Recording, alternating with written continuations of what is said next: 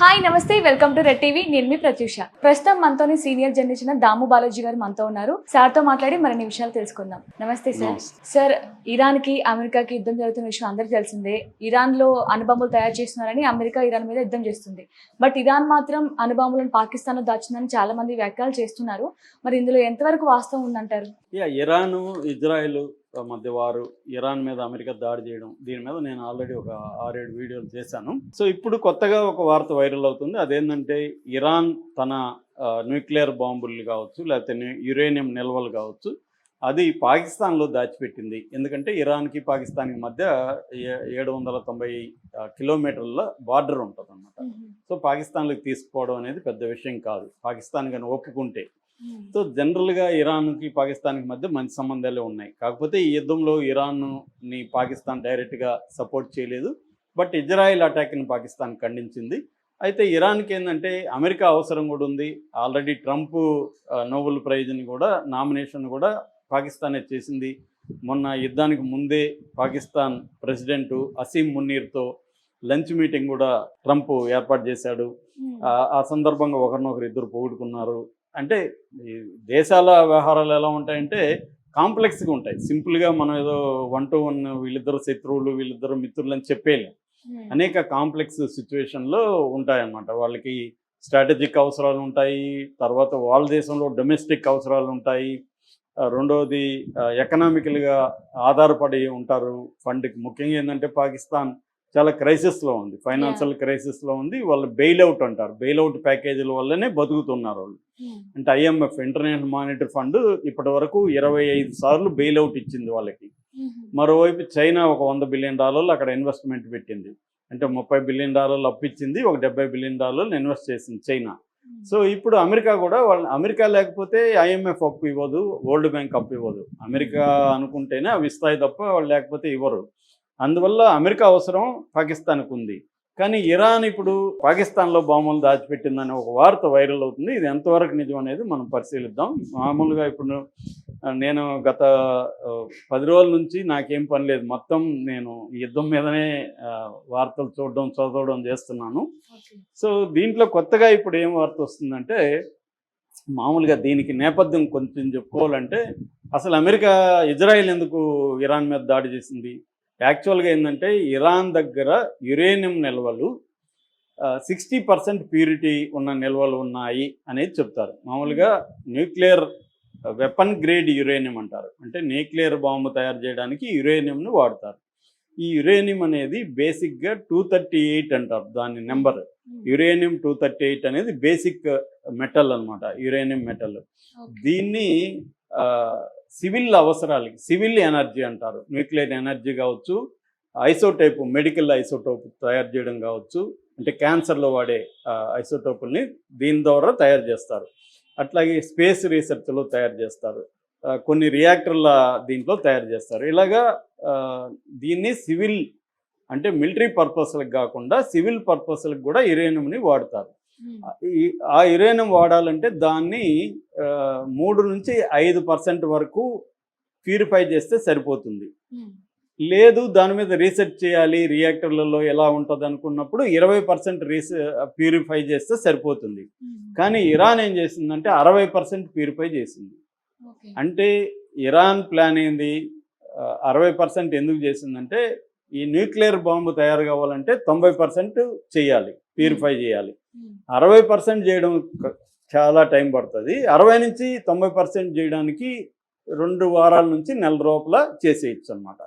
అంటే ఎప్పుడు అనుకున్నా న్యూక్లియర్ బాంబు త్వరగా తయారు చేయడానికి రెడీగా ఒక 400 కేజీల యురేనియం 60% ప్యూరిఫై చేసిన యురేనియం నిల్వల్ని వాళ్ళు పెట్టుకున్నారు.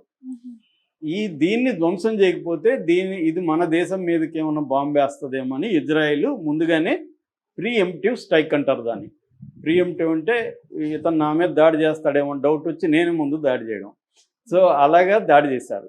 అది కూడా ఎప్పుడు చేశారు? ఇరాన్ ఒక పక్క చర్చలకు అమెరికాతో వెళ్తుంది. అమెరికా ప్రతినిధి Steve Witkoff, Iran foreign minister Abbas Araghchi, వీళ్ళిద్దరూ 5 సార్లు చర్చలు జరిపారు ఒమన్ అనే దేశంలో. 6వసారి జూన్ 15న జరపాలి. ఈ లోపల జూన్ 13న ఇజ్రాయెల్ అటాక్ చేసింది ఇరాన్ని. ఎందుకు చేసింది? చర్చలు జరుపుతున్నారుగా వాళ్ళేమీ మేము చర్చలకి రామని లేదు కదా. అట్లాగే 2015లో ఒబామా ప్రెసిడెంట్గా ఉన్నప్పుడు వీళ్ళు 5 దేశాలతో ఒప్పందం చేసుకున్నారు. ఎవరు? ఇరాన్ వాళ్ళు. 5 దేశాలు ఏవంటే యునైటెడ్ నేషన్స్ జనరల్ కౌన్సిల్, అంటే దాని భద్రతా మండలి అంటాం తెలుగులో. ఐక్యరాజ్య సమితి భద్రతా మండలిలో 5 పర్మనెంట్ దేశాలు ఉంటారు. వాళ్ళని P5 అని పిలుస్తారు. America, UK, Russia, China, France plus 2 అంటే జర్మనీ, EU, యూరోపియన్ యూనియన్. ఈ మొత్తం 7 గ్రూప్స్తో ఇరాన్ ఒక ఒప్పందం చేసుకుంది. కాంప్రహెన్సివ్ ట్రీటీ అంటారు దాన్ని. ఈ ఒప్పందం జాయింట్ కాంప్రహెన్సివ్ ట్రీటీ అంటారు. ఆ ట్రీటీలో ఏంటంటే మేము మాకు అవసరమైన ఈ 3-5% వరకే ప్యూరిఫై చేస్తాము, అంతకంటే చేయము అనేది నెంబర్ 1. నెంబర్ 2 ఏంటంటే ఇంటర్నేషనల్ ఆటమిక్ ఎనర్జీ ఏజెన్సీ అని ఒక సంస్థ ఉంటుంది. వాళ్ళు వివిధ దేశాల్లో అణుబాంబులు తయారు చేస్తున్నారా లేదనేది పర్యవేక్షిస్తూ ఉంటారు. వాళ్ళని మా దేశంలో ఇన్స్పెక్షన్కి అలౌ చేస్తామని ఇరాన్ ఒప్పుకునింది. వాళ్ళు వచ్చి లాస్ట్ ఇయర్ కూడా 15 టైమ్స్ ఇన్స్పెక్షన్ చేశారు. సో ఈ ఒప్పందాన్ని బ్రేక్ చేసింది ఎవరు? ట్రంపే.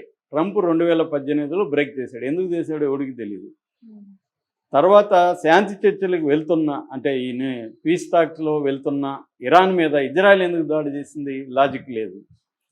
అంటే వాళ్ళ ఉద్దేశం, అమెరికా ఉద్దేశం, ఇజ్రాయెల్ ఉద్దేశం ఇరాన్ని ఎదగనీయకూడదు, ఇరాన్ని దెబ్బ కొట్టాలి అన్న ఉద్దేశం తప్ప ఇరాన్ని న్యూక్లియర్ బాంబు లేకుండా చేయాలి అనే ఉద్దేశం లేదు అనేది ఎక్కువ మంది ఇంటర్నేషనల్గా దగ్గరగా ఉన్న పరిశీలిస్తున్నట్టు చెప్తున్నారు. ఈ నేపథ్యంలో ఏమైంది?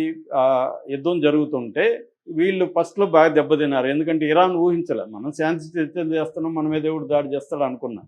అది ఇరాన్ ఫెయిల్యూర్. సో వాళ్ళు వచ్చి బాగానే డ్యామేజ్ చేయగలిగారు. సైంటిస్టులను చంపేశారు, ఆర్ముడ్ చీఫ్లతో సహా ఆర్మీ ఆఫీసర్లను చంపేశారు, ఇంటెలిజెన్స్ అధికారులను చంపేశారు. తర్వాత పేద ప్రజల్ని, మామూలు పిల్లల్ని, వాళ్ళందరినీ చంపేశారు. వాళ్ళ ఇన్ఫ్రాస్ట్రక్చర్ మీద బాంబులు వేశారు, ఆయిల్ మీద, దారుల మీద, నేషనల్ హైవేస్, తర్వాత వాళ్ళ డిఫెన్స్ సిస్టమ్స్, ఎయిర్పోర్ట్లు భయంకరంగా ధ్వంసం చేశారు ఫస్ట్ 12 గంటల్లో. దాంతో ఇరాన్ మేల్కొని ఇరాన్ కూడా అటాక్ చేయడం మొదలుపెట్టింది. దాంతో ఇజ్రాయెల్ కూడా పెద్ద నష్టమే జరిగింది. ఇప్పుడు ఇజ్రాయెల్ పరిస్థితి ఏంటంటే ఇట్లాగే కంటిన్యూ అయితే ఇరాన్ ఇబ్బంది పెడుతుందని అమెరికాని రిక్వెస్ట్ చేశారు, మీరు వచ్చి అటాక్ చేయండి అని. ఎందుకంటే వీళ్ళ దగ్గర బంకర్ బస్టర్ బాంబ్ అనేది ఇజ్రాయెల్ దగ్గర లేదు. బంకర్ బస్టర్ బాంబ్ అంటే అర్థం ఏంటంటే ఒక 200 అడుగుల లోతులో వెళ్ళి కొట్టాలి. వీళ్ళు ఈ మెటీరియల్ అంతా యురేనియం మెటీరియల్ 300 అడుగుల లోతులో పెట్టారు వీళ్ళు. అంత లోతులో కొట్టే బంకర్ బస్టర్ బాంబు ఇజ్రాయెల్ దగ్గర లేదు. అందుకని అమెరికాని అడిగారు. ట్రంప్ ఫస్ట్లో 2 వారాలు టైం ఇచ్చి సడన్గా 22 గంటల్లో అటాక్ చేసేసాడు. 14 బంకర్ బస్టర్ బాంబులు వేశారనమాట 3 వాట్ల మీద. ఫర్దో, నతాంజ్ అండ్ ఇస్ఫహాన్ అనే 3 సైట్ల మీద బాంబులు వేశారు. సో దాంతో ధ్వంసం చేశామని చెప్తున్నారు. ఇప్పుడు అమెరికాలోనే డిఫెన్స్ ఇంటెలిజెన్స్ అని ఉంటుంది, మిలిటరీ ఇంటెలిజెన్స్, వాళ్ళేమో అసలు ధ్వంసం కాలేదు, మెటీరియల్ అంత లోతులకి వెళ్ళలేదని వాళ్ళు చెప్తున్నారు. ట్రంప్ ఏమో లేదు, మేము కంప్లీట్గా ఓబ్లిటరేటెడ్ అనే పదం వాడాడు ఆయన, అంటే కంప్లీట్గా ధ్వంసం చేసేసామని ఆయన చెప్తున్నారు. ఇరాన్లో ఏమో మేము దాని ముందే తరలించేసాం, మాకు ముందే ఇన్ఫర్మేషన్ వచ్చింది దాని మీద చేయబోతున్నట్టు తరలించేసామని చెప్తున్నారు. ఇప్పుడు ఈ తరలించింది ఎక్కడికి తరలించారనేది ఇప్పుడు అందరికీ క్వశ్చన్ అనమాట. వీడు మళ్ళీ తయారు చేస్తాడేమో అనే భయం మళ్ళీ వచ్చింది. ఎందుకంటే చర్చలకు రామంటుంది ఇరాను, ప్లస్ ఈ ఇంటర్నేషనల్ ఆటమిక్ ఏజెన్సీ ఉంది కదా, దాని నుంచి కూడా బయటకు వచ్చింది, ఇన్స్పెక్షన్ మేము అలో చేయమని చెప్తుంది ఇరాను. సో ఇప్పుడు వీళ్ళు న్యూక్లియర్ బాంబు తయారు చేస్తారు. ఎందుకు? ఇరాన్ పాయింట్ ఆఫ్ నుంచి ఆలోచిస్తే మా దగ్గర న్యూక్లియర్ బాంబు లేనందువల్లే కదా వీళ్ళు ధైర్యంగా అటాక్ చేశారు. మా దగ్గర అది ఉంటే వీళ్ళు చేసేవాళ్ళు కాదు కదా. సో మేము చేయకుండా ఉంటే ఎలాగో అటాక్ చేస్తున్నారు, అదేదో చేసేసామనుకో వీళ్ళకి ధైర్యం ఉండదు, అటాక్ చేయరు అన్న ఒక లాజిక్కి ఇరాన్ వచ్చింది. ఇరాన్ ప్రజల్లో కూడా తీవ్రంగా ఇదే అభిప్రాయం ఉందన్నమాట. గవర్నమెంట్ మీద ప్రెజర్ పెరుగుతుంది, మీరు న్యూక్లియర్ బాంబు తయారు చేయండి అని.